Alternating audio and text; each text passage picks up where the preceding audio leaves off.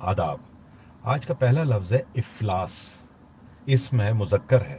اکثر کہتے سنا گیا ہے، اس کو افلاس بولتے ہیں۔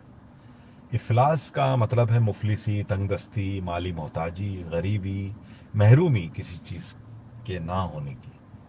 ساحل لدھیانوی کی نظم خانہ بدوش کا ایک شعر ہے: چہروں پہ تازیانہ افلاس کے نشان، ہر ہر ادا سے بھوک کی بیتابیاں عیاں۔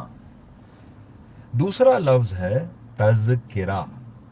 اس میں کاف کے نیچے زیر ہے، مگر اکثر لوگ اس کو تذکرہ پڑھتے ہیں، مگر یہ اسم ہے، مذکر ہے۔ اس کا مطلب ہے یادداشت، بیان، یادگار۔ اس کے محاورے ہیں: تذکرہ کرنا، تذکرہ ہونا، تذکرہ لانا، تذکرہ چلانا وغیرہ۔ تو پہلا ہے افلاس، دوسرا ہے تذکرہ۔ تذکرہ۔ بہت شکریہ، اپنا خیال رکھیے۔ آداب۔